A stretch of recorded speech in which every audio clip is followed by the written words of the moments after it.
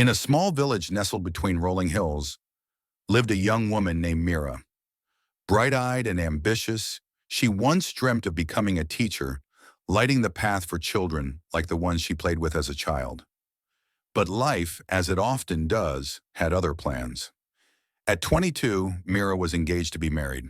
A week before the wedding, she and her fiancé were traveling back from the city when their car skidded off a wet road. Her fiancé somehow jumped out from the car, but Meera stuck into the car and get crashed. Meera survived, but with a broken spine. Doctors told her she might never walk again. In the weeks that followed, she didn't cry, not once. But she also didn't speak. She just stopped. Stopped smiling. Stopped hoping. Stopped living. She lay still on her hospital bed, staring at the ceiling. Friends visited, then stopped. Neighbors whispered, "Such a shame. Such a bright girl." Her dreams crumbled silently inside her like dry leaves. Back home, her mother tried everything. Books, music, laughter. But nothing reached Meera. She had built invisible walls around herself. She hadn't died in the accident, but something inside her had. One evening during a power cut, her younger brother Arjun sat by her bed with a candle. He was just 10. He didn't know how to console her, so he just started drawing on a notebook. "What are you doing?" she whispered. Startled, he looked up. "Drawing you," he grinned. "You're a superhero. Look, I gave you a cape." Meera looked at the messy sketch.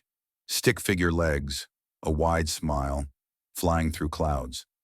"I can't even walk," she muttered. Arjun shrugged. "So what? In my drawing, you can fly." That night, something stirred inside Meera. A flicker, a question. What if my body's broken, but my spirit isn't? What if I still matter? What if I'm not done yet? The next morning, she asked her mother for a notebook. 1 page became 10. 10 pages became 50. Meera wrote about pain, grief, anger. But slowly, those turned into dreams, poems, and plans. She began reading again.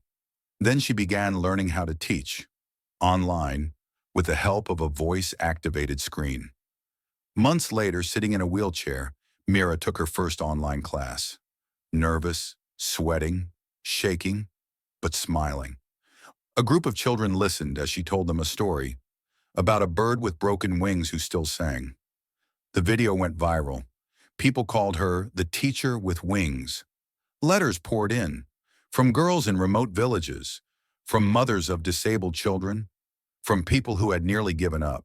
She didn't just teach math and language. She taught resilience. Years passed. Meera became a known figure in education circles. She built a foundation for remote learning in underserved communities. She mentored young women who lost hope. At a conference, someone asked her, "What's the one lesson life taught you?"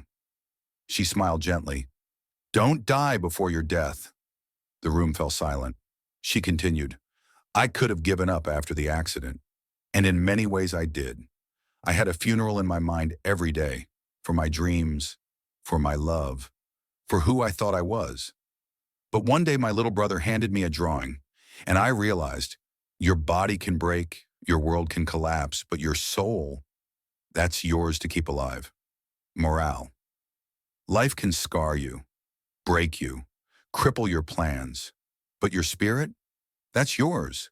As long as you're breathing, there's still time to write a new ending. Don't bury yourself in fear, loss, or failure. Don't die before your death. Live loudly, kindly, fully. Meera's story reminds us that setbacks don't define us.